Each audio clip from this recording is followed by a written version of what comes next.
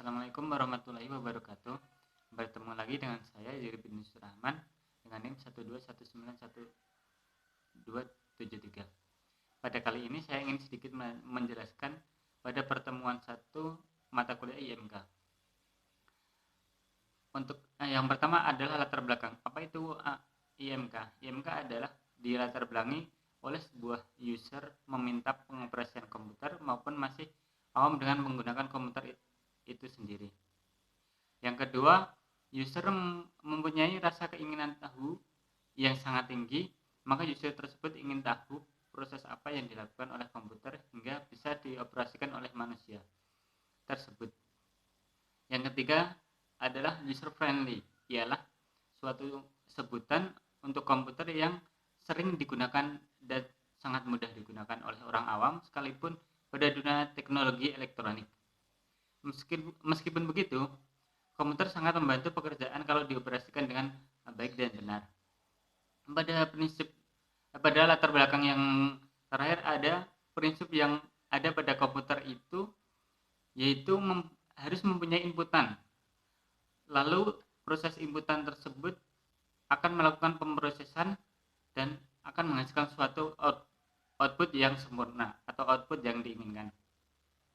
Ada beberapa faktor yang mempengaruhi dari IMK tersebut. Di antaranya ada satu, faktor dari manusia itu sendiri. Faktor dari manusia itu adalah sebuah alasan untuk terjadinya interaksi antara keinginan dan juga manusia ingin dapat kemudahan dalam mengerjakan pekerjaan tersebut. Faktor yang kedua adalah dari faktor komputer. Faktor komputer ini sebagai media atau sebagai alat yang digunakan untuk berinteraksi antara bahasa pemrograman input dan output. Dan yang ketiga ada faktor dari fungsi. Fungsi ini ialah bagaimana hasil akhir yang dapat membantu pekerjaan manusia. Yang selanjutnya ada bidang ilmu interaksi manusia dan komputer. Interaksi manusia dan komputer itu merupakan suatu disiplin ilmu yang berkaitan dengan desain, implementasi, dan evaluasi dari sistem komputasi yang interaktif yang digunakan oleh manusia dan studi tentang ruang lingkupnya. Pengertian ini menurut NIDAM tahun 2009. Sedangkan definisi dari interaksi manusia dan komputer ialah merupakan suatu jenis tindakan atau aksi yang terjadi antara makhluk hidup, yaitu manusia dengan sebuah alat yang digunakan untuk mengolah data atau disebut juga komputer yang mempengaruhi atau memiliki efek satu sama lain. Dan pengertian ini dari NIDAM tahun 2019. Bentuk interaksi antar manusia dan komputer memakai antarmuka. Dan pada PC generasi awal menggunakan antarmuka command driven. Pada sistem ini pemakai diberikan tanda prompt, shell, dan pemakai mengetik perintah untuk mengatur komputer. Untuk sekarang ini pemakai menggunakan mouse untuk memilih atau menu pilihan yang diakses, kemudian dikemas dalam bentuk menu atau icon. Pemakai tinggal point atau klik pada komputer tersebut. Bahkan dengan fasilitas touchscreen, pemakai bisa menggunakan jari untuk mengatur perintah dalam komputer tersebut. Pada pengertian ini adalah menurut Kadir dan Turi Wahyuni tahun 2003. Selanjutnya antarmuka. Apa itu antarmuka? Antarmuka itu terkadang disebut juga user interface. Pengertian ini dapat diartikan adalah gabungan dari elemen-elemen dari suatu sistem, pengguna dan komunikasi dan interaksi keduanya. Pengguna hanya diperbolehkan berinteraksi dengan produk melalui antarmuka tersebut. Definisi dari manusia dan komputer yaitu media yang memungkinkan manusia berinteraksi dengan komputer untuk memberikan suatu perintah pada komputer tersebut. Pada kondisi saat ini, komputer sudah jauh lebih murah digunakan untuk hampir setiap sisi kehidupan.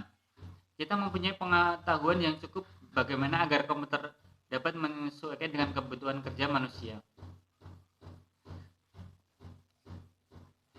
Pada era saat ini perubahan teknologi itu sangat pesat. Penurunan harga komputer yang sangat dramatis yang dihasilkan oleh adanya perkembangan teknologi, terutama teknologi mikroelektrik dalam bentuk keping atau silikon, atau terkadang disebut dengan IC. Kemampuan teknologi untuk memperkecil ukuran rangkaian serta mengemas jumlah rangkaian dalam suatu keping tipis IC merupakan langkah menuju perkembangan komputer yang powerful dengan kapasitas penyimpanan yang besar, namun dengan harga yang semakin murah atau lebih ekonomis. Perubahan teknologi di atas telah membuka kemungkinan pengguna komputer yang lebih luas. Untuk saat ini, kehadiran komputer sudah tidak dapat dilepas dari dunia bisnis dan industri modern. Bentuk komputer juga ditemukan dalam penggunaan aplikasi rumah tangga. Pada istilah IMK atau HCI, atau terkadang disebut dengan Human Computer Interaction, mulai muncul pertengahan pada tahun 1980-an sebagai bidang studi yang sangat baru dan belum banyak dikenal oleh kalangan manusia. Istilah HCI ini mengisyaratkan bahwa bidang studi ini mempunyai fokus yang lebih luas. Tidak hanya sekedar perencanaan antarmuka secara fisik tersebut. Terkadang HCI ini didefinisikan sebagai suatu disiplin ilmu yang berhubungan dengan perencanaan, evaluasi, dan implementasi sistem komputer interaktif untuk digunakan oleh manusia dan studi tentang fenomena di sekitarnya. Pada prinsipnya, HCI ini membuat agar sistem dapat berdialog dengan pengguna seramah mungkin dan dapat semudah mungkin. Pada sebuah program aplikasi terdiri dari dua bagian. Pada bagian pertama itu adalah bagian antarmuka, dan pada bagian kedua adalah bagian aplikasi tersebut. Pada bagian antarmuka dan komputer tersebut terbagi menjadi dua lagi, yaitu yang pertama adalah media GUI atau yang terkadang disebut dengan Graphical User Interface, dan yang kedua adalah media tekstual. Untuk yang pertama, media tekstual adalah bentuk sederhana dari dialog atau komunikasi antar manusia dan komputer yang hanya berisi teks dan kurang menarik, dan untuk tampilannya monoton karena hanya teks tersebut. Sedangkan di GUI atau Graphical User Interface biasanya berbentuk dialog atau komunikasi manusia dan komputer berbentuk grafis dan sangat atraktif, sehingga lebih menarik untuk tampilan antarmukanya tersebut. Untuk contoh antarmuka dengan komputer yang berbentuk grafis biasanya menggunakan program visual seperti Visual Basic, Visual Pro, Delphi, dan lain-lain. Terkadang juga bisa menggunakan sistem GUI, web programming, mobile programming, dan masih ada banyak lagi.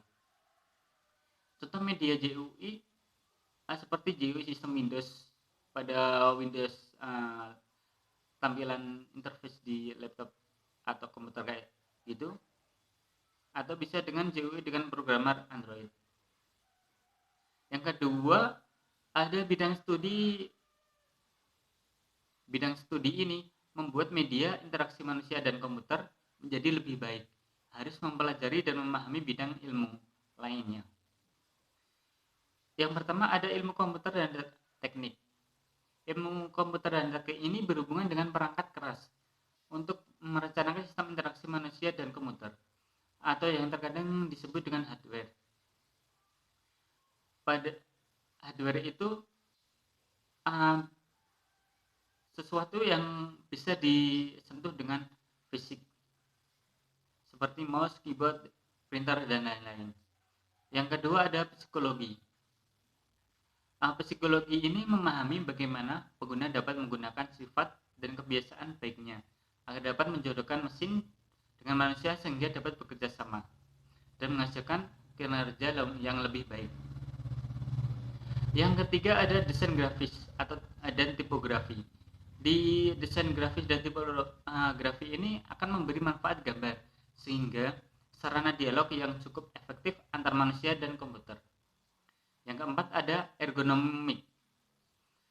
Di ergonomik ini berhubungan dengan aspek fisik untuk mendapatkan lingkungan kerja yang nyaman ketika berinteraksi dengan komputer tersebut. Yang kelima ada antropologi. Di antropologi ini adalah pandangan mendalam tentang cara kerja berkelompok yang masing-masing anggotanya diharapkan akan memberi kontribusi teknologi pengetahuan sesuai dengan bidangnya masing-masing. Sehingga bidang-bidang tersebut bisa bekerja dengan lebih baik. Yang selanjutnya ada linguistik. Pada linguistik ini ada sebuah bahasa. Jadi bahasa tersebut merupakan sarana komunikasi yang akan mengarahkan pengguna ketika berinteraksi dengan komputer. Dan yang terakhir ada sosiologi. Ini berhubungan dengan sosial, yaitu berkaitan dengan studi tentang pengaruh sistem tersebut kepada manusia dengan komputer dalam struktur sosial. Misalnya dampak komputerisasi terhadap keberadaan seorang user di sebuah perusahaan. Yang ketiga ada piranti atau alat bantu pengembangan sistem. Alat bantu ini untuk mempercepat proses perencanaan dan pengembangan antarmuka atau yang disebut interface. Diperlukan piranti pengembangan sistem seperti programming visual, seperti Visual Basic, Visual Folk Pro, Delphi, Visual C++, dan lain-lain. Keuntungan dari alat bantu ini adalah yang pertama ada antarmuka yang dihasilkan menjadi lebih baik. Yang kedua ada program antarmukanya menjadi mudah ditulis dan lebih mudah ekonomis dalam pemeliharaannya. Yang selanjutnya ada pengelompokan piranti bantu. Jadi piranti bantu ini bisa dikelompokkan menjadi dua. Untuk fungsinya dibagi menjadi dua. Yang pertama ada piranti bantu aplikasi atau yang membantu aplikasi piranti. Ini berkenaan dengan program yang bisa dipakai oleh pemakai untuk melakukan tugas-tugasnya. Misalnya membuat dokumen, memanipulasi foto, atau bisa juga dengan membuat laporan. Fungsi yang kedua ada piranti bantu sistem atau yang disebut dengan sistem software. Program yang digunakan untuk mengontrol sumber daya komputer seperti CPU dan hardware atau masukan dan keluaran. Yang kelima ada strategi pengembangan antarmuka atau yang disebut dengan pengembangan interface. Yang pertama ada pengetahuan tentang mekanisme fungsi manusia sebagai pengguna komputer. Yang kedua ada informasi tentang ragam dialog, struktur, isi, tekstual, dan grafis tanggapan waktu, kecepatan, dan tampilan. Yang ketiga ada pengguna, properti yang disusun secara bersama-sama antar calon pengguna dan perancangan sistem. Yang keempat ada teknik evaluasi dengan menggunakan uji coba sejumlah kasus, tanya jawab, atau dengan kuesioner. Dengan menggunakan beberapa hal yang tersebut akan mempermudah bagaimana kita membuat suatu pengembangan antar interface tersebut. Sekian yang bisa saya jelaskan. Kurang lebihnya mohon maaf. Semoga dengan sedikit ini dapat bermanfaat. Wabillahi taufiq wal hidayah. Wassalamualaikum warahmatullahi wabarakatuh.